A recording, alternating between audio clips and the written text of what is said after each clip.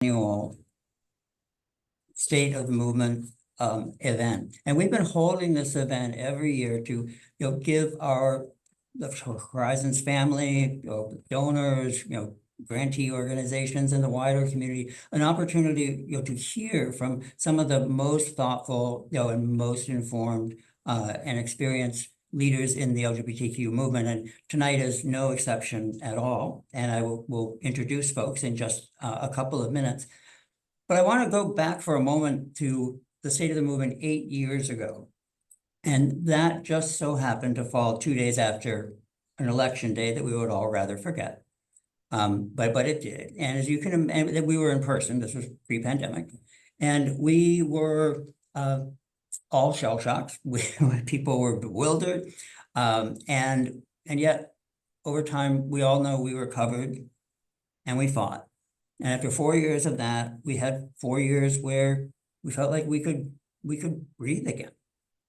But now we have this. And at this point, 16 days after the election, it's pretty clear to most all of us, if not all of us, that this will be worse. It might be far worse. And so this is a very hard moment for our community, and especially for folks who find themselves, in other crosshairs from the administration: transgender people, LGBTQ people, refugees, and asylees, and many, many more. But I want to go back one more moment to that State of the Movement event in 2016, because toward the end of that event, and while everyone was still in a state of some kind of a shock, one of the panelists, and I think it was Matt Foreman, who was the ED of the National LGBTQ Task Force, who reminded all of us that we were not powerless, that our history was one of standing up against often ridiculous odds and overcoming those odds. And so as we begin tonight, I want to call all of that history, all of that kind of unbreakable resilience, and all of that power into this virtual room. We titled the event State of the Movement, Our Collective Power, for exactly that reason. This moment isn't just about fear and battening down of hatches. It's also still and always about our power and our ultimately unstoppable commitment to creating a world that, in the words of Horizons' vision statement, is one in which all LGBTQ people live freely and fully. So let me stop there, and I'm going to just describe very briefly how we're going to proceed tonight, and then we'll get to our panel. So I will be beginning this by asking our panelists some direct questions, and then we will go to some other questions in which there will be questions that anybody can answer, and we can hopefully have some cross dialogue, and then we'll have plenty of time for questions and answers at the end. Thank you for the many of you who submitted questions, and we have drawn on those questions in creating some of the questions for tonight. So thank you very much for that. It's very helpful and very informative. And now I have the great privilege of the evening, and that's to introduce our wonderful panel. And I'm just going to go in the order of the Zoom boxes that I have. So Andy Marra, who is the CEO of Advocates for Transgender Equality. Sorry, it's a relatively new organization. Did I get that right? Okay, I got it. Okay. Ricardo Martinez, who is the Executive Director of Gay and Lesbian Advocates and Defenders. Fran Hutchins, who is the Executive Director of the Equality Federation, which works with organizations all across the country.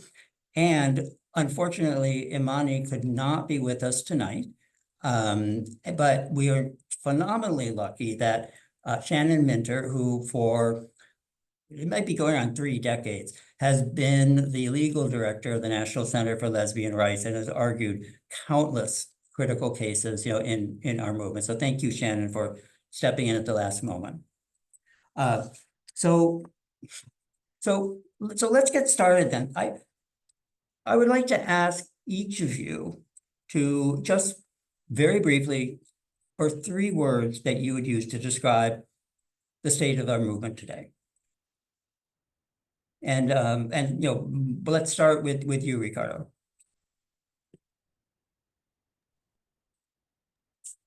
You get me to go first. Okay. Sorry. That's okay. The first thing that comes to mind is not without hope. I don't know that I would use any of three words. I know that people are feeling really heavy in this moment, and rightfully so. And I think one of the ways that we are approaching this work is allowing for a space to grieve and experience grief, but also it, leaning on our history and our legacy to inspire, and then collectively get to work, right? So not without hope, but with an expanded more words. Thank you. Yeah, you could say more than three words, but thank you for getting those three words in there. So next on my screen is Shannon. I would say seasoned, creative, and I will admit, very nervous this particular moment. Andy. Evening or good afternoon, everyone. I think defense obviously comes to mind. It's an all hands on deck moment for everyone in our movement. And so we are all playing a game of defense. And I think as we've known from our history, it takes everyone, and everyone has a part to play in this work. Resistance comes to mind, and I think that speaks to the legacy of resistance that we have found in our history and throughout our movement, like Roger, where you were indicating earlier. And then lastly, I agree with Ricardo, hope. Harvey Milk said you got to give him hope. And this is a moment where we as activists, we as leaders in our movement, we are up against incredible odds, but we also know that we know where we're going, we know where we're headed, and no matter the opposition, no matter the hate and vitriol, we are going to get there, all of us. I like that, all of us. Those can be three words in and of themselves. Fran? Hey folks, great to see some folks on the participant list who I know and some new folks. As Roger said, I am Fran Hutchins. I go by Hutch, and I lead Equality Federation, which are state level advocacy groups. And so when I think about this question, I think about the state leaders who I've talked to in the last couple of weeks. And the first word that came to mind is determined. I have not talked to one person who said, all right, I'm throwing it in. Everybody has said, okay, what are we doing next? How can I get more connected? How can I get more activated? What can I do to serve my community? So we're really determined. And I also think hopeful as well. We'll talk a little bit later in this call about what is this time that we're in? It's been a really tough couple of years at the state legislatures in many states.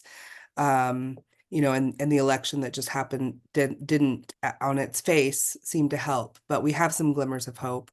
And the work that we're doing on the ground is really inspiring and actually moving the needle, even if it's not in the big splashy ways that we would really hope.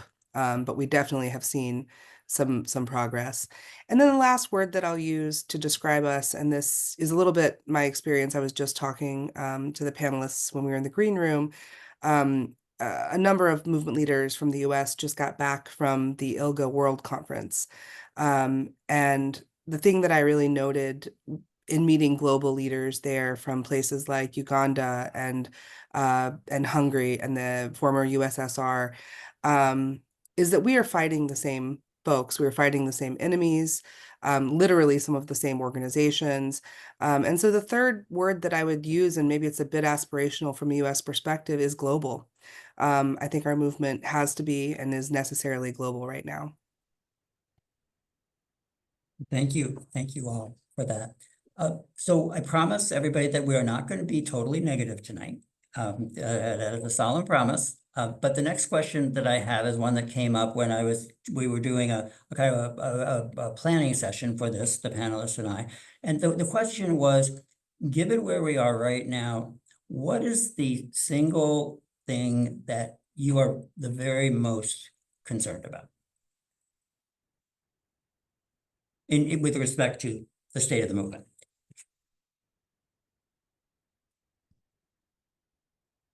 So anybody can start. This time I will start with Andy. In truth, I think that this is probably a universal concern, but it's safety. I think that with the electoral outcome and all of the developments that have followed and all of the commentary that has followed, it has certainly created an air of fear in our community. And I think in particular, trans people, our youngest and our most vulnerable, are really right now grappling with serious questions about their personal safety and frankly, whether or not they'll be able to thrive in their day-to-day lives. And this isn't just, I'm not talking about elections, I'm not talking about court rulings, I'm talking about just everyday lives, people being afraid to get out of bed, people being afraid to walk down the street. And I think, you know, as one of the leaders of a trans organization, all of my staff are in a similar place where, of course, we're going to continue to litigate. Of course, we're going to push for and hold the line in state legislatures and as well as in Congress. But the fact of the matter is, we are also human beings too. So I think safety is a big one of mind. Shannon?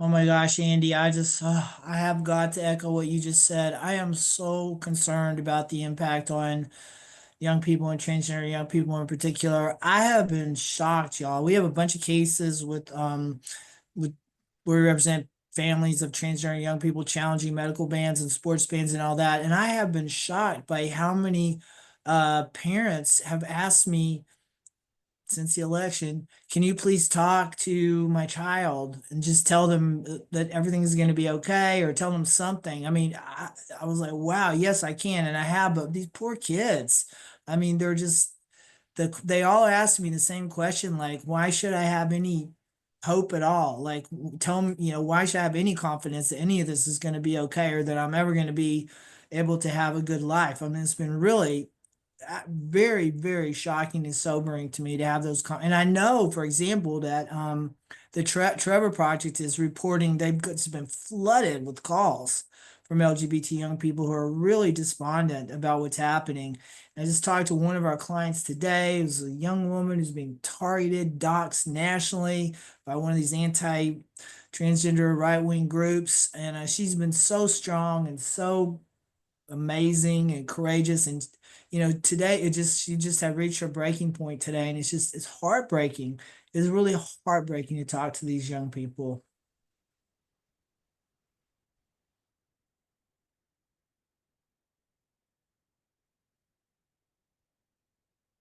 This time I'm going to go to Fran next. Ricardo, I'm going to have you be last this time.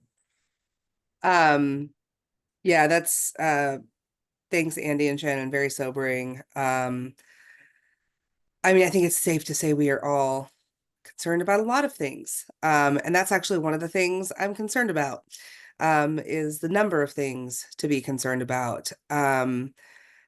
The one thing that's really gotten me, and my staff will tell you, and other people who've talked to me will tell you, I'm borderline obsessed about this ever since I saw a Trump rally with thousands and thousands of people holding up mass deportation now signs.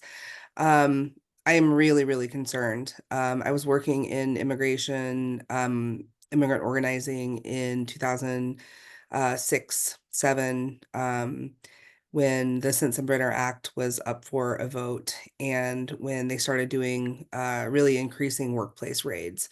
And I know that, you know, other administrations have also deported a ton of people, but the chilling effect on the community during those workplace raids was visceral. And I'm just really thinking about, I mean, you just have to look at Project 2025 to see, I mean, they have an exact plan for how to reshape the US immigration system. with mass deportation really being at the center of that. And, you know, when I think about how does that impact our movement? I mean, despite, I mean, the obvious fact is there are a number of immigrant families, people with different statuses in the LGBTQ plus community. But I also just think about the entire infrastructure that the federal government is going to build to make this possible. We've already seen Texas offering up land for them to use for camps. And when you start thinking about, okay, a government is going to learn to build camps, you know, the slippery slope is very slippery for me. And I'm really, really concerned that what's going to happen with our movement, what's going to happen with our organizations. You know, I don't think that there's anybody in the LGBTQ movement who's like, "Ooh, that's not our issue." But I also know that we are targeted right now as well, you know, for one specific identity that we might hold. And I just worry that we are not going to understand the extent to which this is going to damage the fabric of society. And that we are not going to be able to have the capacity because we are fighting in state legislatures, we're suing in courts over everything. You know, it's just we are being pulled in so many directions, and I'm just really worried. That is the thing I'm really worried about. Is this really horrific project that can be, you know, not just extremely damaging to our country, but also can be used to directly target folks, other communities that they don't like. So that's where I'm at in my head these days. Thanks for asking, Roger. Sure, sure. Well, thank you for bringing up the spirits of the affair. Ricardo? I share in what everybody said. I think collective safety is a great concern for us.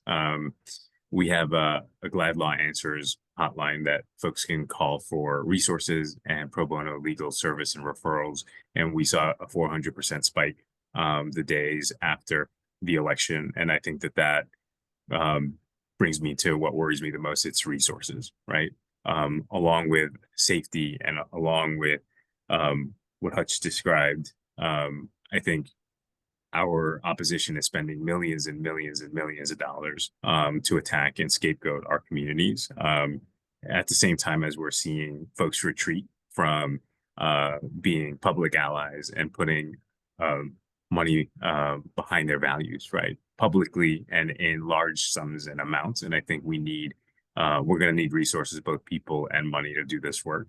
I'm concerned about activists that have been working overtime and overdrive in states that have been targets for a very long time, that are burning out from exhaustion and just continuously showing up, right? I think this is a moment, as Andy described, that it requires every single one of us, LGBTQ people across movement, the people who love us, to really show up in meaningful ways so that we can push back. But it worries me that we're not at the same level, funding-wise, resource-wise, to do this work. Because we resourced up, I think we can do incredible things. So just one more question that's specifically elections related, and I promise we will not spend all of our time talking about this. Were the elections a total loss, or were there some bright spots in addition to the election of Sarah McBride, which maybe one of you will speak to, that we can take away from that so that it's not all bad news? And so, Andy, I'll ask you first for that. Yeah, we obviously are aware of the electoral outcome with regards to the president, and we've seen a number of districts turn red. But there is actually some good news for our community to look to, and that is there were more than a dozen trans people that were elected to local, county, and state office. Of course, there was Sarah McBride to make history, to become the first ever openly trans person to sit in Congress. But we saw people win races in places that I think we may, some of us might just dismiss or not think that it would be possible to see an electoral win. Places like Iowa, Amy out in the Iowa House of Representatives. Zoe Zephyr was reelected to her seat in Montana. We have Emma, who won her seat in Lexington Fayette in Kentucky. We also had a person win the city council race in Appleton, Wisconsin. These are places that are red or purple at best. And we still saw a number of trans people not only talk about the issues, the real issues in their communities, but to actually win, and in some cases with some big margins. So I do think that that is worth naming. And for us at A4TE, we were proud to endorse all of them, and we were proud to throw some financial support behind their races as well too. I think the other story that is starting to come out of the election is actually some of the changes that we saw in our own community with regards to people that love us, as Ricardo was saying earlier. I heard from so many people on my staff say that my grandfather, who is a retired pastor, lives in Appalachia, deeply conservative, voted for the first time for a Democrat. Or, another person saying to me, I'm in Alabama. My parents are also deeply conservative, never voted for a Democrat before, and they secretly, and we'll take it, they secretly voted for the blue ticket, as it were. And I think that tells us that we are seeing some changes in our community. And I think that's the good stuff we need to continue to mine and to continue to build on, to see that we are actually changing hearts and minds, which actually does translate into political change as well too. Right. Well, thank you very much. Let me ask Shannon, same question to you. Were there any particular bright spots that jumped out to you to kind of lighten the darkness? Oh yeah, yeah. I mean, I really want to echo something, Andy, you just said, which is that globally, incumbents got knocked out of office. There's a huge anti-incumbent thing happening globally. Harris obviously entered the race as the nominee very late in the game. I think it's astonishing that we did as well as we did under all those circumstances. And all the latest news, I'm sure everyone's watching that, is the popular vote was actually super duper close. So this was not some kind of runaway, mandate for who. And it's hard to feel good about that given the outcome, but it's not nothing. I mean, that does count. But then also several states had very positive popular votes on protecting abortion. We had like California, Colorado, and Hawaii all like enacted through voter, referendums, protections for marriage equality, getting rid of anti-marriage equality measures. And that's a big deal. And New York, I think, is now the first state to have enacted express protections against sexual orientation and anti-transgender discrimination in its state constitution. I mean, that was huge. So there were actually a lot of bright spots. Yeah. Well, thank you. And in addition to that, I believe it's 7 out of the 10 states in which reproductive access and justice were on the agenda that went our way, which is not as good a batting average as we would want, but it's Huge. It's actually quite good, and it included Missouri. So we did have some big wins there. So Fran, I'm going to turn to you, but I want to just turn the question just a little bit and ask you about, were there any particularly, in addition to the ones that have been mentioned, like encouraging outcomes, or conversely, maybe ones that were not very good at the state level, because you work with folks in every state in the country all the time, and are there any things in addition to what's been said? Yeah, so our members were tracking 120 races across the country that they felt were strategic for what they want to do in the legislature next year. Flip a coin, we won 60, lost 60. So it was a toss up there. But there were some really strategic wins. Andy mentioned that Zoe Zephyr was reelected. That's great. Also really important strategically. That breaks the supermajority in the Montana, um, uh, legislature. So that's good. Same thing happened in North Carolina. We were able to break the Republican supermajority in that house, along with electing a Democratic governor, AG, Secretary of State, and Superintendent of Public Instruction in North Carolina. So the House and the assembly there is a little bit on an island by themselves, and so we won't see some of the really bad legislation moving in North Carolina, which they were hoping to get done with their supermajority, which they no longer have. Trying to think, we saw some progress. And again, I think this goes to the concept that it wasn't just this one election cycle. Like, I do want us, as we broaden the subject matter of this call, to think about what does it look like for us to build? What does it look like for us to continue moving together in these circumstances? And so one great place where we got some progress, but not everything we needed, was Wisconsin, where we got 16 of the targeted ledge seats that we were shooting for. Which doesn't get us flipped, but it puts us on the right path for the next cycle. So we have to continue to build.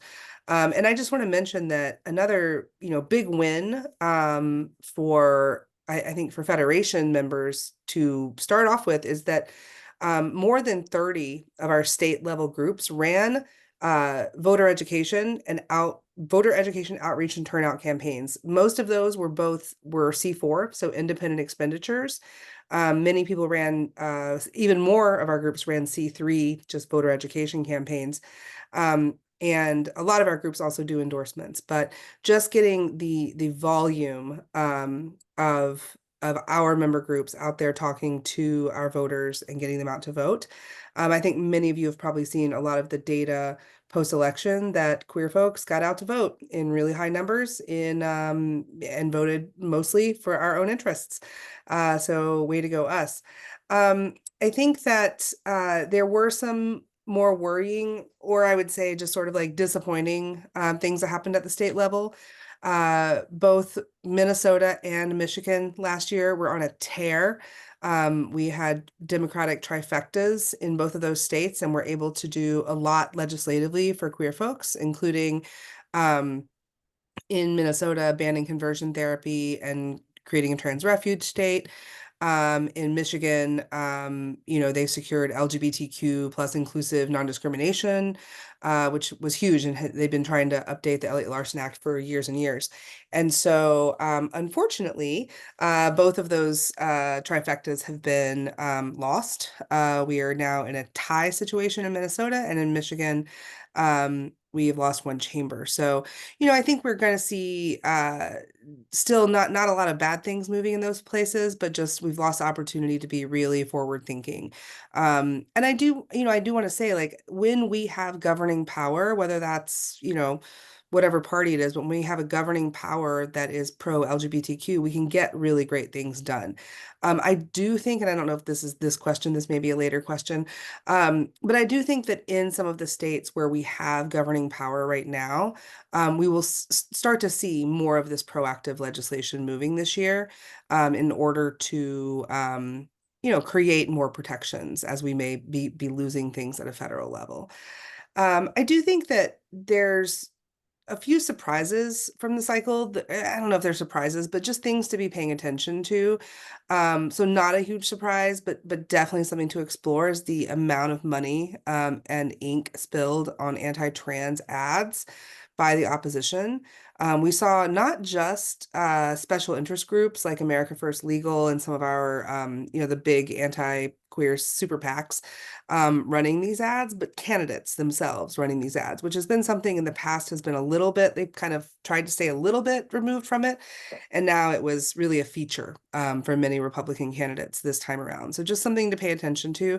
Exit poll research showed that they weren't that persuasive to make candidates make people want to vote for candidates, but that they do in fact harm trans folks. So that's, they may be accomplishing what they're trying to accomplish sideways in a really expensive way.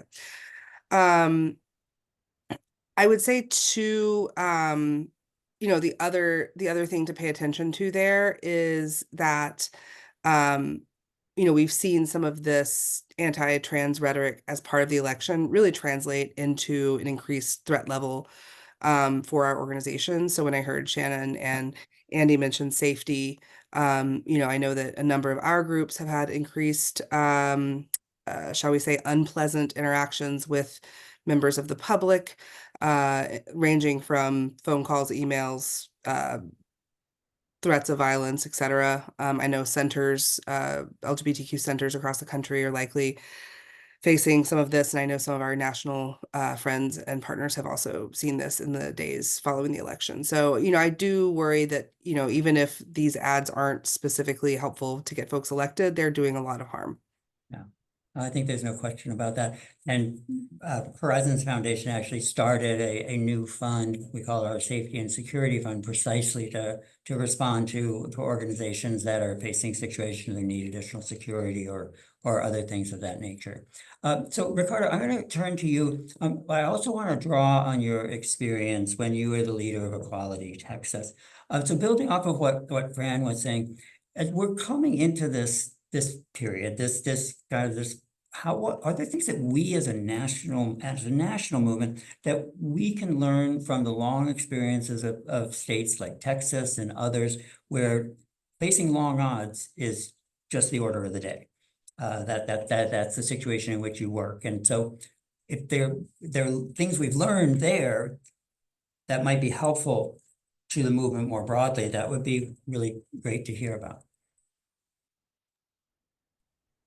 Yes, I think there's a ton that we can learn from places like Texas and Florida and Arizona. And I think it's important to remember that back in 2019, with a broad coalition, when I was the chair of GLSEN Phoenix, we were able to repeal an anti-LGBTQ law, the no promo homo law, that had been on the books for more than 2 decades with help from a Republican governor.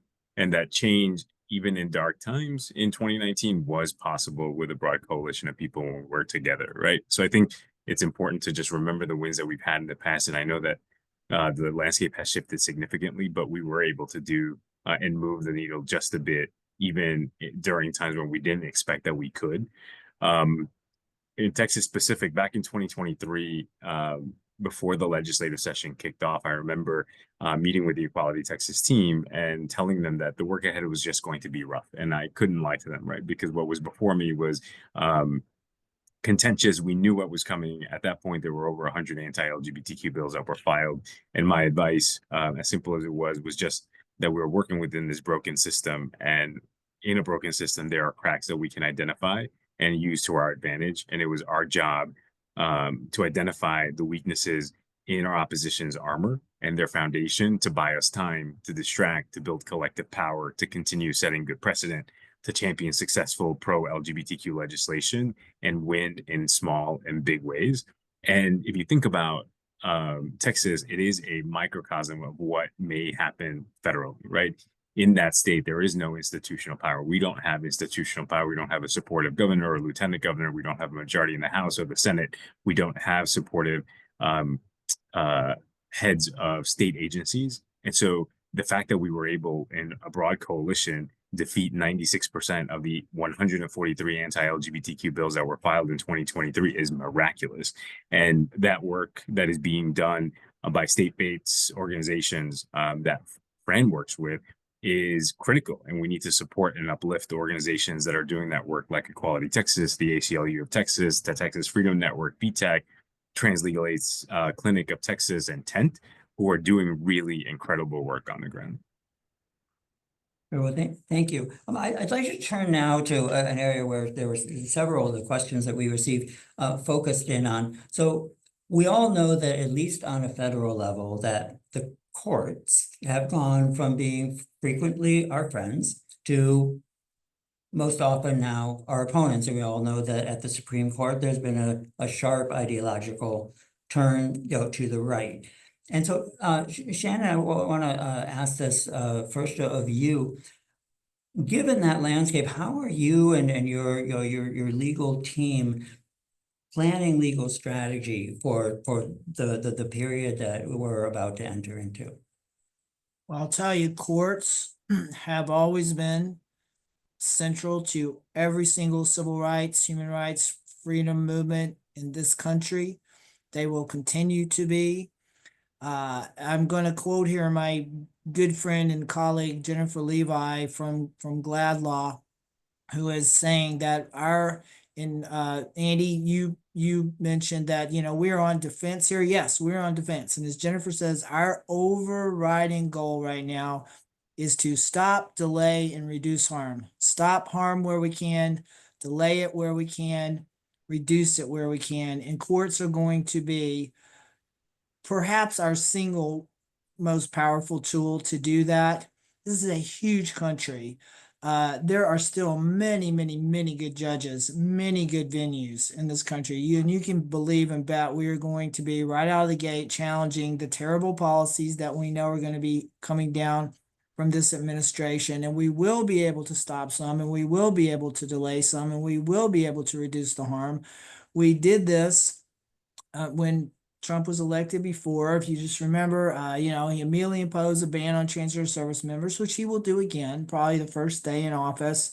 And through very proactive litigation, we were able to delay that and to effectively prevent it from causing massive harm until he was out of office. And, that's the kind of tactic we're going to be using again. And I also want to say that, look, judges are very unpredictable. We should not, we have a very conservative Supreme Court, and yet they issued one of the most important pro-LGBT decisions ever in the Bostock decision in, what was that, 2020, holding that federal anti-discrimination law protects every single LGBTQ person in this country. That was astonishing, and that was a terrific victory, and people were really smart about appealing to the methodology of Justice Gorsuch, who wrote that opinion. And I've been amazed. I've been really, I'm old. I've been doing this for a long time. But I have to say, I've been really stunned. And to some extent, it has restored my faith to some degree in the judicial system and in the worth of what we're doing when we're out there litigating. In that, it's astonishing that collectively, the LGBT legal groups have filed challenges, I think, to 11 in federal court. 11 federal court challenges to these terrible state laws banning medical care for transgender young people, which is so harmful and so terrible. And about half of those, we were in front of some of the most conservative, and I do mean the most conservative federal district court judges in this country. And we won every single case except one in Oklahoma. And that was it wasn't because that was for weird reasons. It has nothing to do with the evidence or the merits of the case. When we get a chance to be in court and to present the actual real life evidence that is based in science and reality, it's a different thing. The legislative process is just like a free-for-all. People can say anything. You don't have to back anything up with data or actual evidence or anything like that. But we still do live in a country where there is still rule of law, and when you go to court, you do actually have to prove things with credible evidence. And when we get that chance to do that, even in front of some very conservative judges, we often can win. So I am, we are just getting ready for an onslaught of litigation. It won't all be successful, but some of it will be, and it's going to make a very significant difference. And last thing I'll say about this is it's just so important, no matter what the odds are that we're facing, that we do not ever give up on our understanding of ourselves as equal members of this society who have a right to have our voice heard in court, to go to court, to assert that we are entitled to equal protection and equal dignity. And just by virtue of doing that, and litigation is very public in our culture and it gets covered in the papers and all that, just by virtue of doing that, that in itself serves a huge public education purpose. And it also helps somebody I saw in the Q&A asked, what can we do for young people? I think it's very important for young people to see us standing up for them and for our community. So long story short, litigation is going to be super important. All right, well, thank you, Shannon. That was very hopeful sounding within what is also environment we have to look at with very realistically as well. Andy, I'd like to ask you about one particular case, and we could talk about any number of important cases, but there is one particular case, U.S. versus Scrimetti, that is going to oral arguments of the Supreme Court right after the Thanksgiving holiday. And it's about whether or not a state can prohibit certain kinds of medical care for trans and gender expansive people under the age of 18. Could you just share briefly what some of the importance and some of the implications that this decision has when they eventually issue it, which will be, of course, later this year? Yeah, Scrimetti is a really important lawsuit that's going to be considered by the Supreme Court. And so just to give a little background, the matter Scrimetti started as a lambda legal in an ACLU case, and it was on behalf of a teenage trans girl in Tennessee that was challenging the state's ban on hormone treatment for young people. So Tennessee's ban, and there are others like it certainly across the country, you know, we maintain are a clear violation of the Equal Protection Clause of the 14th Amendment. And this is true for a lot of the litigation that our movement has pursued in years past and will continue to do so. And we're hoping, once again, the Supreme Court is going to recognize that. Now, the impacts of this case is not just about trans people. This is about, just very frankly, this is going to have far-reaching consequences for everyone's bodily autonomy. So what we are seeing with the matter that is going in front of the Supreme Court is actually a very narrow argument that's going to be under consideration, is whether the trans status or gender identity, as we, I think, commonly would talk about it, is entitled to either what lawyers refer to as heightened scrutiny or deferential review. So I'm going to explain what that means. Heightened scrutiny just means that a government can't discriminate on the basis of protected class, such as sex, and that includes gender identity, without an exceedingly good reason. So we want trans status to be considered a protected class under federal law. Deferential review, which is not what we want, means that courts will usually defer to what the states justify as for discrimination. So in this matter, it would mean that, you know, being trans would not be considered a protected class. And in a state like Tennessee, you could see the state say, you know what, we denied your coverage for transition-related care in our state employee benefits package to save money. And that would be a valid legal defense, and we don't want that. Where we sit, and this is certainly something that all the attorneys at A4TE and I have been talking about, is we're right now sitting with some reserved optimism. I want to lean into what Shannon was talking about earlier, reserved optimism, and it's because of Bostock. We saw Chief Justice Roberts and Justice Gorsuch side with the majority that determined that discrimination against trans people is discrimination on the basis of sex. And this is a determination they've already made before. And ideally, it shouldn't be a stretch for them to say discrimination against trans people under the Equal Protection Clause is sex-based discrimination. We also know the landscape has also changed over the past 4 years since Bostock, and we're actively preparing for all scenarios. Here's what I will say, though. If we do win this matter, a win in Scrimetti could be a powerful tool for all of us in our movement, similar to how Bostock has been to argue that transness is a protected class.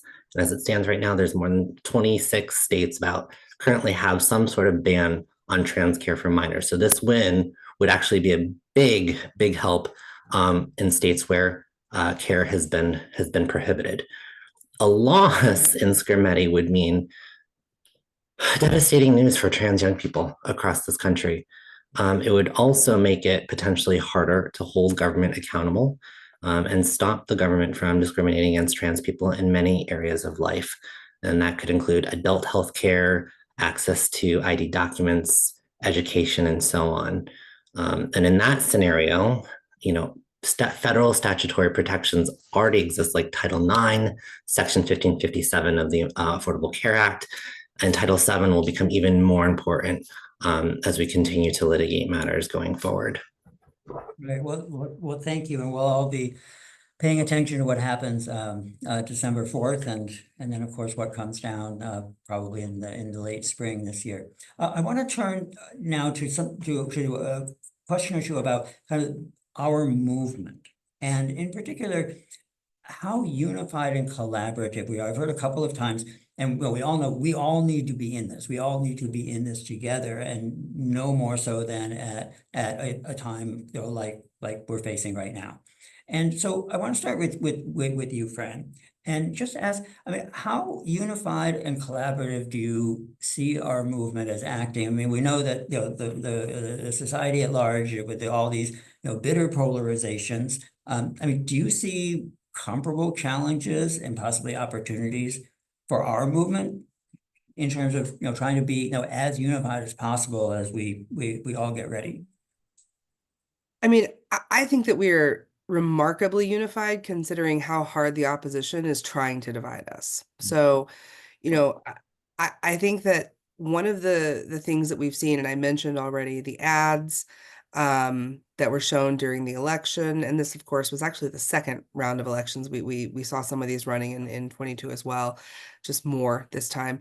You know, I would posit that, you know, they think that those ads and they think that this rhetoric is helpful and riles up their base. I think they know that that is the case in some circumstances. And I also think that our opposition is using this type of messaging to try to drive polarization amongst us, not just the LGBTQ movement, but between us and other progressive movements, between centrist and leftist Democrats, between you know, just to help to make us less unified. And I would say that when it comes to movement organizations, which is kind of my wheelhouse, we work with 50 different movement organizations around the country that work at a state level. We're not seeing deep polarization. We're not seeing LGB folks here want to abandon our trans siblings. I think that is, you know, it going back to what I was saying about global relevance of what's happening in the US right now. You know, we've seen what the rest of the world calls the anti-gender movement, you know, really divide. I would say, like, if you look at England right now, there's, you know, feminists, I'll put that in quotes, you know, kind of like more liberal people, really latching on to the anti-gender rhetoric. We haven't seen that as much in the US. And I think that we've seen, you know, especially with the dual fights around bodily autonomy, what Andy was just mentioning, you know, folks who are fighting for reproductive justice and trans rights being relatively unified. And then I also want to say that, you know, I've been in progressive work for over 20 years. And it does feel like we're poised. There's an opportunity here for some real coming together. I haven't seen a lot of pointing fingers in movement spaces. But I do think we've got to get better at practicing solidarity and organizing across movements. Because, you know, we have to see our liberation as a shared fight, whether it's for bodily autonomy, whether it's for, you know, just the freedom to move through the world and live our lives. You know, this calls back to what I was saying earlier about mass deportations as well. We've got to figure out, like, how do we show up? Like, what does it look like for us to show up? And how do we do that while we're still fighting for medical care? How do we do that while we're still fighting for, you know, for ID documents? And I think that the good news is we're going into this eyes wide open. Like, we're not going to get we're not going to get sideswiped by this. Like, oh, I guess I should have been thinking about immigration. Like, we know, and we're coming together as a movement in many, many different ways. I'll just give a couple of examples. Like I mentioned, a number of us were at the ILGA conference in Cape Town last week. We are going to come together as a movement in early December for our sort of movement organization post-election strategy session. And that's going to be state groups, national groups, local trans groups. We're all going to be together in space to share, you know, to share strategies and to actually think about what we can do when we come together. You know, we also are going to continue to pull together folks to assist. I mean, I will say, just to take a step back, one of the things that this federal election has made clear to me, and thank goodness for all the legal groups. I noticed that everybody on here is a legal group except for us. And y'all also do advocacy as well, but we don't do legal. But thank you for all of the legal groups, because y'all are really going to be, fighting that defensive fight in the courts. But I think that we're still going to see an extreme volume of work happening at state legislatures this year. So we've got to figure out how to sort of understand our lanes and understand where we can contribute the most. So we'll be there. We'll be, helping with getting the word out about all of the wonderful court cases. And we know that the other national groups are going to come together to really flank and support the state groups. We'll be starting, actually, we run it year round, but it's going to be ramping up again, a group of policy professionals at all of the national organizations who actually meet weekly during legislative sessions to coordinate our response to state level legislation. And that's, no matter what happened in the election, that group is already meeting, right? So we are moving forward. We're moving forward together. And I think that, just to go back to where I started, like, we have to do this, and we have to do it intentionally, understanding that the right's tactic is to separate us, to make us think that we're not in the same fight, to make us think that, this group of people, this group of young people who need medical care is really our enemy, and not the people who are spending literal $1 billion on ads to tell us that, right? So we know that that's not the case. We have our eyes open. We just have to keep doing it intentionally. Well, thank you. I want to take just a little bit wider lens on that question, and I think that Shannon, I'm going to ask this of you.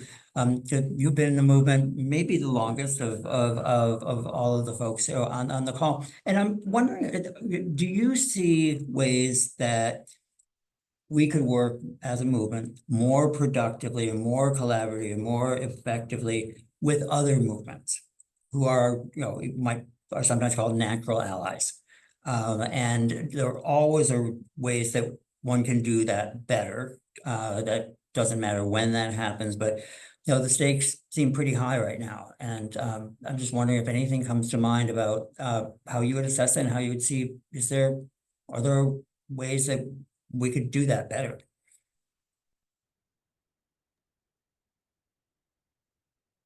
Shannon? Yeah, sorry, y'all. Hi, I'm here. My bad little puppy is just trying to make an uninvited appearance here on the screen.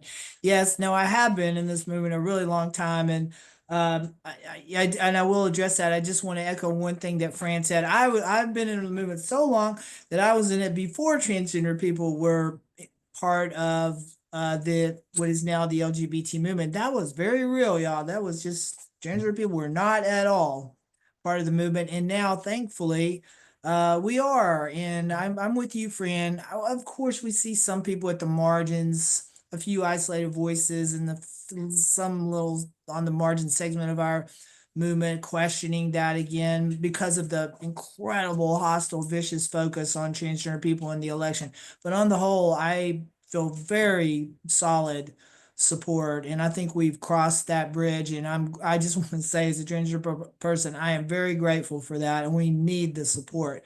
And yeah, Roger, in terms of can we do better at working with other movements? Well, again, Hutch, I want to underscore something you just said too about if we were going to just say, well, who are the groups that are most in danger right now, it would be undocumented people, transgender people, and probably just LGBT people in red states, period.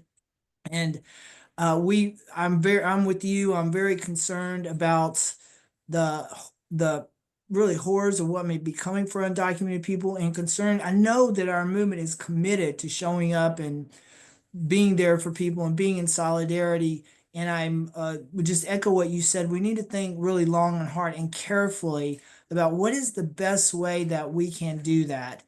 And I would say that just generally, Roger, I guess my worry, if you want to put it that way, that might be too strong, about our movement is we just, like all movements that become professionalized, there is a danger that we become a bit elitist and a little bit out of touch with like just what ordinary people and what life is like really on the ground for ordinary members of our communities and of other communities.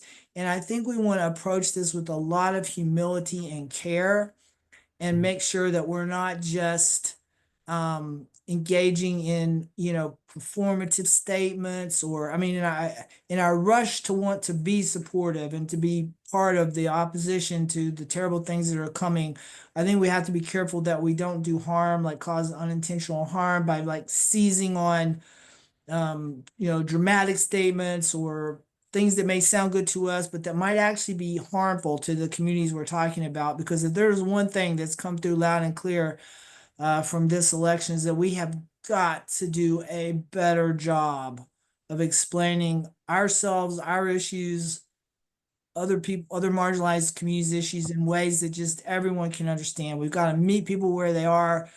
You know, we got to get real with people. And I do think we have some serious room for improvement on that front. And I honestly think even these anti-transgender ads, as horrific as they were awful.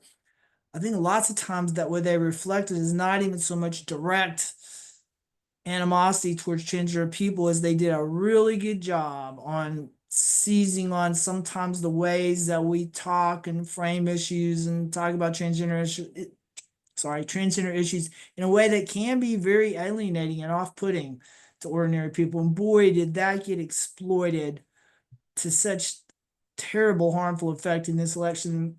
I think it could be a bit of a wake-up call to us to just look at that and like we can do a better job of educating, explaining ourselves, talking to people in a way that they can hear, and we need to approach inter-movement, inter-community work with a lot of humility and care.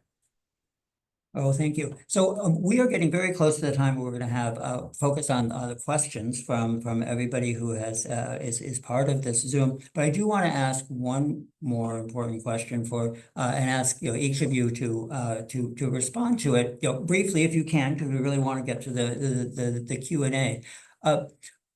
But one of the reactions that a lot of people in our community had or throughout the progressive movements to the results of the election was a feeling of exhaustion. But I also know that everybody who has joined in for this call wants to know, what can I possibly do? And people know that they can give money. That's critical.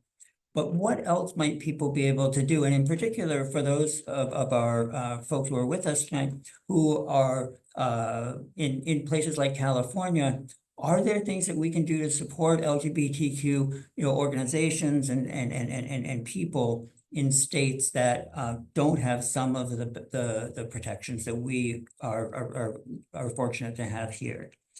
So I'm going to just follow the Zoom boxes, and I'm going to start with you, Andy. Okay, Fran, I hope I'm not stealing your thunder here. I say this often. Number one, adopt a statewide organization and adopt a community center. The Equality Federation has the directory of all their members. Go out and adopt one of their organizations, particularly in the South of the Midwest, where frankly, it is really rough right now.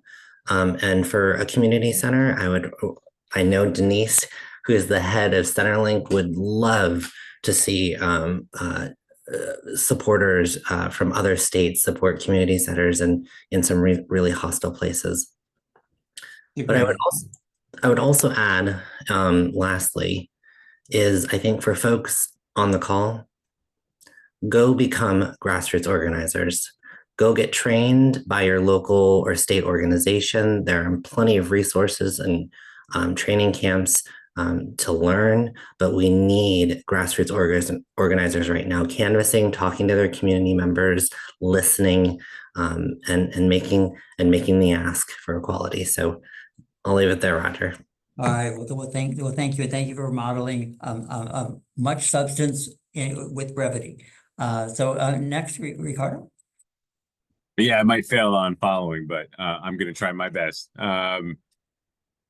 I think I 1000% agree with Andy of adopting. I love the concept of adopting a statewide organization. Folks need people power right now in this moment. So volunteering time with state-based organizations, incredibly important. Attending school board meetings and getting active hyper locally within the context of your own community is so critical in this moment too. Expanding your education on LGBTQ plus issues, preparing yourself to run for office if you are inspired to jump into action. I just encourage good people who really care about community and uplifting each other to run for office, consider running for office, getting the education that you need to do that. Most importantly, continue to live authentically without compromising your personal safety. I think in this moment, we often shrink into ourselves. And I think that is part of our opposition strategy to not only allow us to live in fear, but part of our opposition plan is also to shrink civic engagement spaces. So wherever we can expand upon those, please do so. PFLAG, join your local PFLAG. I know that community is incredibly important, and there are so many of these wonderful PFLAG chapters all over the country, including in states like Texas, Louisiana, Tennessee, Arizona. So please take advantage of them. Having hard conversations, we really don't have to go beyond, like, we have Thanksgiving coming up, right? And everyone is dreading having to have hard conversations with their family, but that is such an incredible pivotal moment to really strategically agitate people in our community to really stand up, to show up for us in meaningful ways, and use that as an opportunity. I'll stop there. Okay, thank you. Fran? Well, Andy, you stole my thunder, so I have nothing left to say. No, I really was literally going to say adopt a center. I will, two things. One, quickly, I just saw in the Q&A, somebody's asking for a Know Your Rights guide, and I know that A4TE just released one today, so that would be a great resource. And I think sharing those types of resources with community as they are available is really important, because I've gotten, I work in this work, I'm a career queer, and I still get questions from like random people from my past saying, oh no, I have my coworker has a non-binary kid and the election, I'm like, okay. And so I literally sent your guide to a friend today just because it was, it answered the exact questions that they were asking. So I would say, make sure that we're distributing those trusted resources to community. I am not going to be super brief, but I'll do my very best. The real answer to this question is perhaps a story. In 2008, many of you, especially if folks are from California, were probably around when we lost Prop 8. So it was actually it was a really great night. Obama won, and then we lost Prop 8. And the immediate aftermath for that was really, really hard. I was an organizer on that campaign in the West Hollywood office of all places. And I remember going, trying to drive with like my team to get pizza. And we couldn't get through West Hollywood because so many people were marching in protest of Prop 8 passing. And, part of me was like really pissed because I was like, where were all of you people during the campaign? Why weren't you there making phone calls with us? And that was like my knee-jerk reaction in that sort of moment of sadness and despair. And the next steps that we took as a group at the center, we were organizing at the LA Center, was to start going out and talking to people at the doors, door to door, about why they had voted against marriage for same-sex couples that year in 2008. And what developed out of that was this idea that we could actually have these conversations with people. It was really scary, the first few that we went out and did. And since then, some of you may have heard about this, we've tested that at scale. We used it in the 2012 marriage campaigns across the country. We had, almost talked to a third of the Maine electorate. I was on that campaign as well. And what we found in the marriage movement was we needed slightly better messaging, which, we have plenty of messaging, by the way, on trans issues right now. So much messaging research. And we also needed to actually have conversations with folks. And that could be at a really formal setting or situation, like a Canvas conversation, door knocking. Or it could be at the church coffee hour, or it could be with your kid's teacher, or it could be with your neighbor over the fence.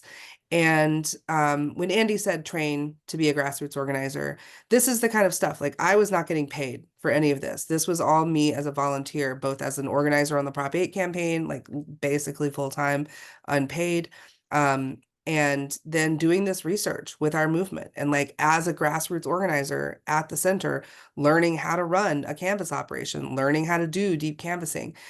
So it wasn't just sort of like going in and stuffing envelopes, like we were making real movement change. And so I think that it's possible in this moment for us to have a really similar point of inflection if we have enough people who, get out and march in the streets in West Hollywood the day after, getting really angry, and maybe the people who are on the campaign are like, ugh.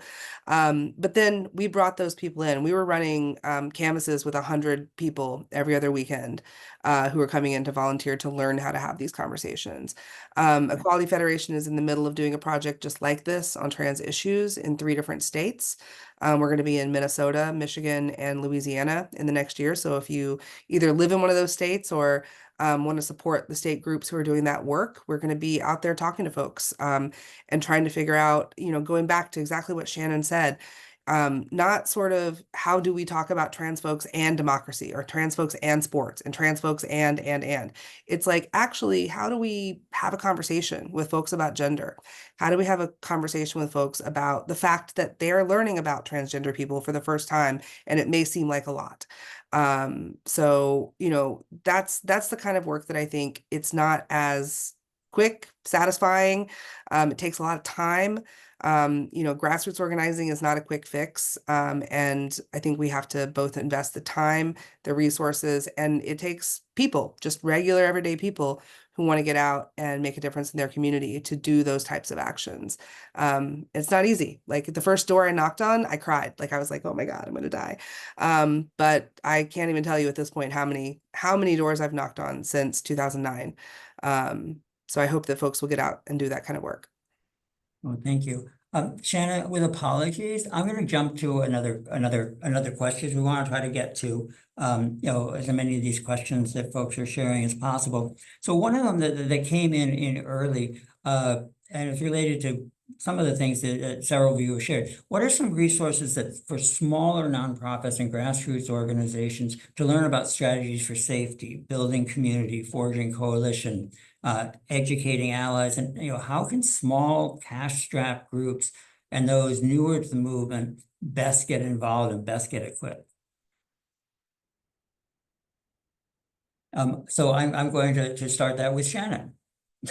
Well, I was just thinking, Roger, that that you'd probably be one of the best people to answer that question, actually.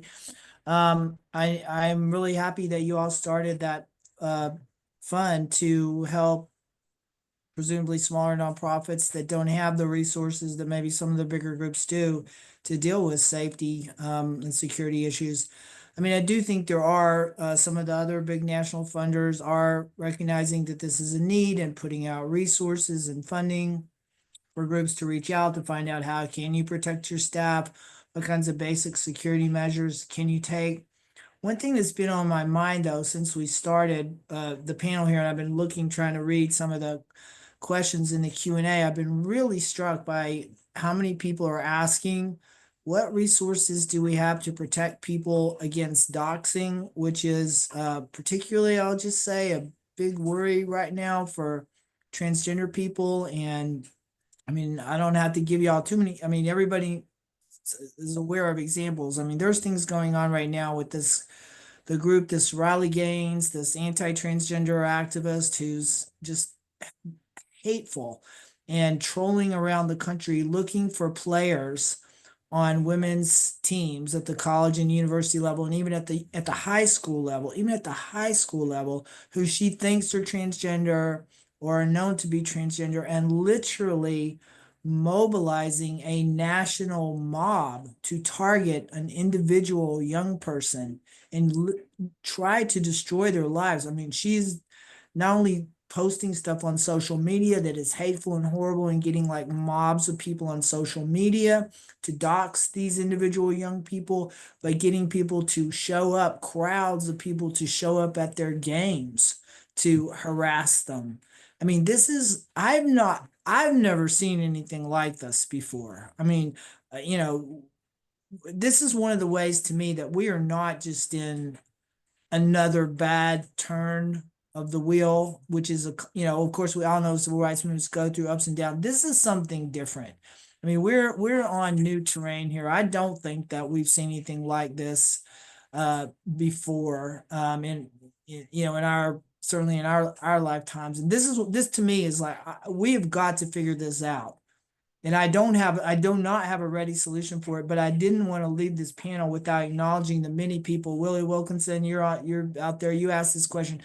Others did too. Many people are asking this question. It's something we really have to grapple with and figure out as a movement.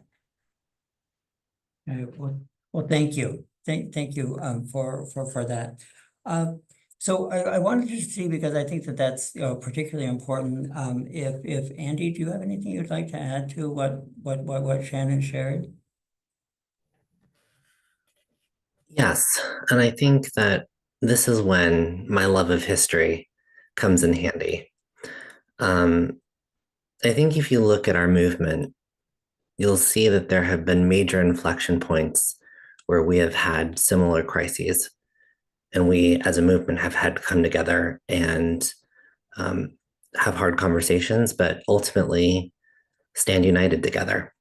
And I think it goes back as far back as, of course, Compton's and Stonewall, and the formation of the modern day queer rights movement and trans rights movement.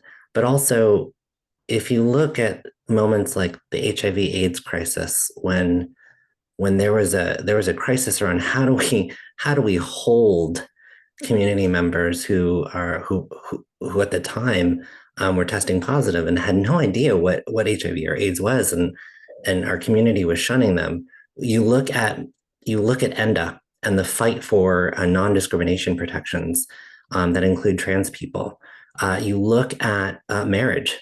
I am not thinking about my own personal history and the work in the movement. I was really touched by what Fran said about their work in Prop 8, and thinking about that time, back in 2004, when I was just a fellow at AA GLAD. That's when our movement was grappling with marriage equality.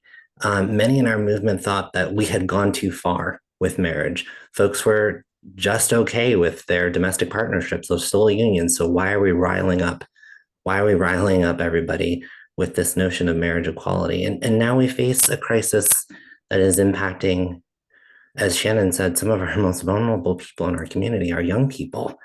So I look at all of those moments and I am reminded, yes, of the hardship and the fear and the uncertainty that all of us and our predecessors had to grapple with. But I am very clear about one thing. Our movement pulled through. We were bold, we were tenacious, and we won. Thank you. Turning to another question. One person asked, and this kind of goes back to the question about unity, how unified are we, collaborative. And the question is, and I'm just going to read it, how are each of the constituencies you represent addressing the gap of understanding and compassion between, in quotes, boomer gays and lesbians and younger generations of the LGBTQ community? There is distrust, hurt, anger, and disrespect in both directions. Perhaps, Fran, you could offer something. Oh, thanks, Roger. I don't know. I think TikTok lesbians are uniting us all. Is that not the case? No. All right. Well, I think that I think I just have to tell a story, because I don't have the exact answer to that. But I will say that I've been involved in a number of groups over the last 3 or 4 years that are looking at the concept of authoritarianism and how it is impacting our government, the government of global governments. And I was at an anti-authoritarian convening that was, just by default super queer recently. And it was a convening, and then they tried to have a dance party. And you know how it is at conferences when they try to have a dance party. Like it may work, it may not work. It's going to depend on the crowd.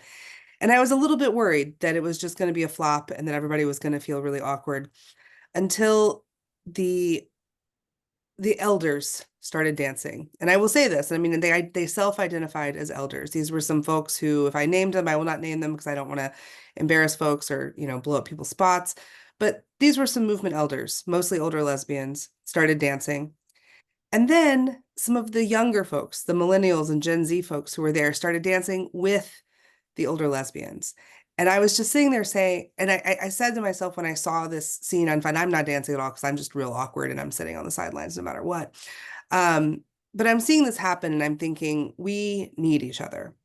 And so I don't know the answer to that. I don't know what the fix is for the division and the feeling of disrespect going in both ways that the question asker stated. But I feel like in this moment, as we're coming together, that is something that I have on my mind. I have on my mind, how do we listen? And also, have I become an elder in this movement? I'm not quite 50, but I'm getting up there. And, I think there are some young folks in the movement who would look at people in my generation, which is not boomer, it's the one everybody forgets, as as a little dated in our organizing or in our prioritization. But I also think that there's so much to learn from the elders who've come before us. And then I also have to say that, I've learned so much. Like, I have a multi-generational team.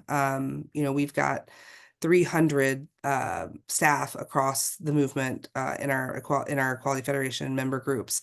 And every time we have a conference, we have, young people presenting on various issues.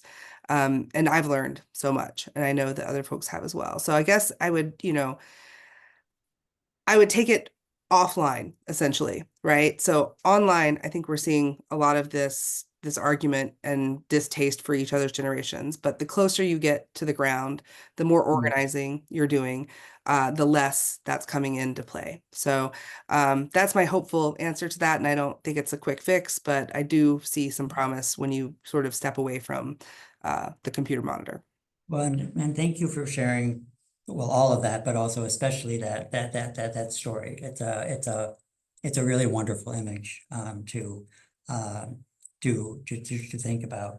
I wanted to ask one question, which is about I lost my place. Sorry, folks. It's about one aspect of the of what is likely to be coming that we haven't touched on. And I'm just going to ask one or two of you to speak to this, and that's the federal budget. And I don't know a single executive director of any organization here in the Bay Area, and I'm sure it's the same across the country, who isn't deeply worried about what is likely to come in terms of reductions of federal funds, which of course translates into reductions of state funds and local funds as well, and that quite a number of our organizations depend on. And so I'm just wondering if, perhaps, Andy, if you have any thoughts about what, do we have any strategies to try to blunt this trifecta with respect to what's going to happen on the budget side? Because those implications will be felt in every town in the country. It's a good question, Roger. And I'm going to say, I can't give you a full answer yet. I think right now, a lot of us are still monitoring how the next administration is going to configure itself. And I think the other piece of it too is that many of us are right now, frankly, working to do as much as we can with the current administration before they depart in January. What I can say is that, similar to what, so I can't remember who said this about Jennifer Levi, I think it might have been Shannon, for us at A4, and I know this is certainly true across the movement, it is about stall, delay, and halt. And, I'm just going to be very honest here. In Congress, it's going to be really, really challenging with the trifecta. We haven't seen a trifecta like this since, oh goodness, 2000, the 2000s and the late 90s, and it ended in 2006. And that was a 12-year trifecta, more or less. So we are going to have to dust off some old playbooks on how our movement approached working in particularly hostile Congress. And that means also building relationships with people that we may not necessarily would have considered immediate allies or supporters of our work. It's going to require a lot of education. It's going to require a lot of patience and engagement. And frankly, it's going to require us to, I think, get really comfortable with reorienting ourselves around what wins look like for our movement. And that isn't to say that we're backing off. That's just to say this is a game of defense and that we're going to have to reorient our strategy. Well, thank you. We have time for just one last question, unfortunately, and I want to pose it, to each of you. And again, I'm going to ask you to please try to keep your responses brief. And this came actually from a couple of questions that were submitted in advance by people who are joining us tonight. And that is, how in the midst of all of this do you stay motivated? How do you stay inspired and find, the energy and power to share that inspiration and hope as you do? And I will start with Ricardo. I'm a crier, and I think that the source of my hope is really the people that I've met along the way. Andy and I started a very long time ago together and crossed paths multiple times, and I think I get a lot of hope and energy from folks like her that remind me that I'm not alone in this work. The people that I come to meet, like Shannon, the folks that show up to the Capitol every single day to defend their humanity, despite incredible odds, and their courage really lift me up and remind me that there's a reason why we do this work and we commit to it, because there are queer people everywhere in this country that deserve safety, respect, dignity, and their divinity really respected. And so when I get tired, I try to remember the stories, the people that I've met along the way, and it really does propel me and make a huge difference. Great. Well, thank you for sharing that. I want to ask Shannon to how do you keep going, especially you who have logged so many years at the front lines of our movement? Well, I'm just sitting here thinking this is gonna be a funny answer because I'm old, but the thing that keeps me going is talking to people who are my elders. I mean, I recently had a chance to go for the first time, and I can't believe I never made it before, but I think it's the oldest transgender event in the country, Fantasia Fair. It's in Provincetown. It's been celebrated its 50-year anniversary, and I got to see again people I haven't seen in a really long time, like Dallas Denny, Jameson Green, other people. I mean, these people have been around for a long time, and they just have so much wisdom and just radiate a kind of, I don't know, maturity and the people, they're people of faith. It's just so reassuring and comforting to be around them. And I put somebody like, I've become very close with Dee Farmer. I'm sure many of you know who she is. She was the first openly transgender person to ever bring a case before the Supreme Court, which she did when she was in her early 20s. Back in the 90s, she did it pro se. She wrote her own cert petition and the Supreme Court accepted it. And she was incarcerated most of her life and is just recently finally no longer incarcerated. But just, and Dee is just, again, she's just seen so much pain, so much suffering. And being around people who have been through that and come out the other end is just an extraordinary, inspiring, uplifting experience. And that is definitely what keeps me going. Thank you. Thank you.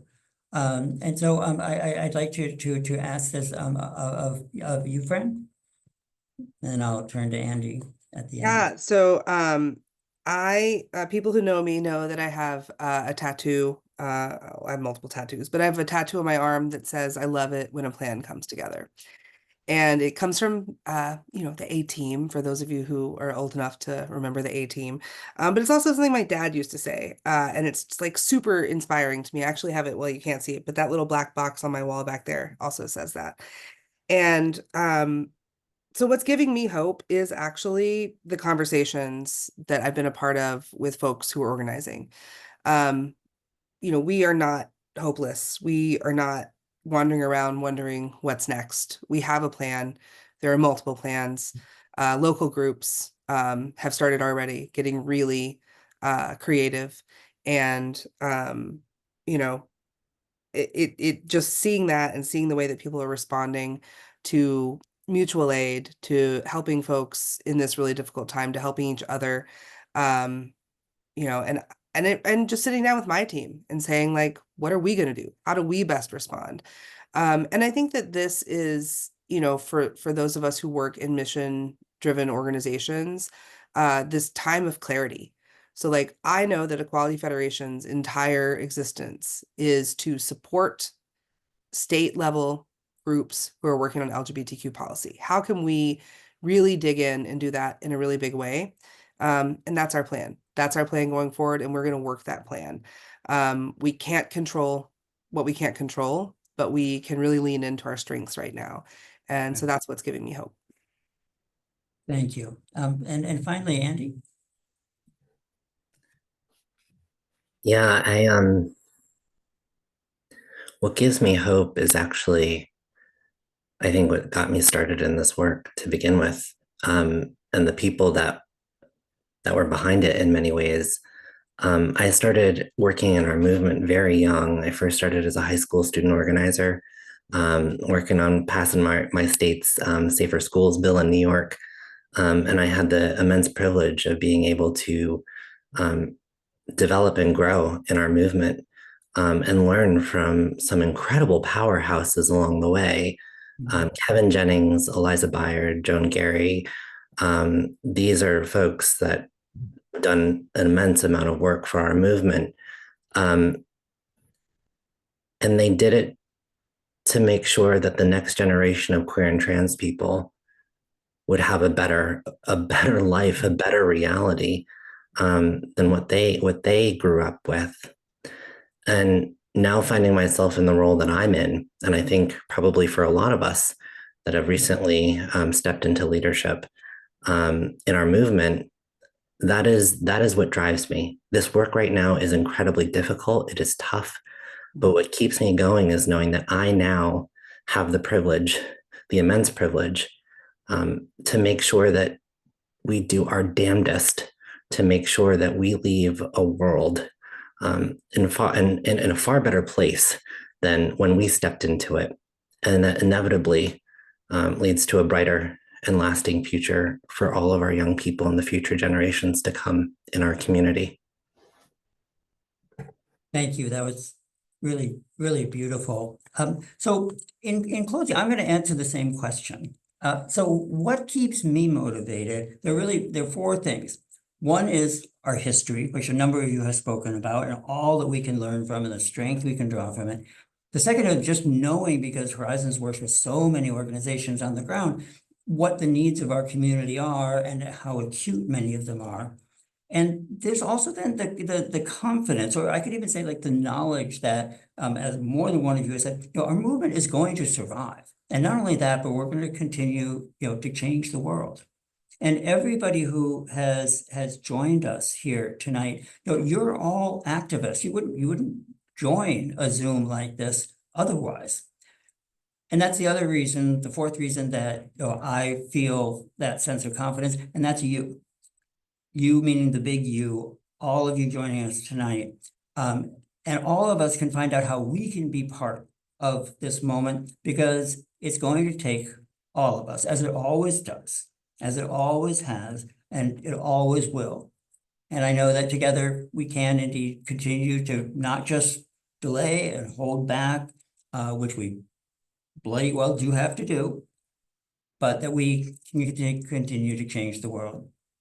So thank you from the bottom of my heart to each of you for sparing the time. I know how incredibly busy you are. Thank you, Fran. Thank you, Ricardo. Thank you, Shannon. Thank you, Andy.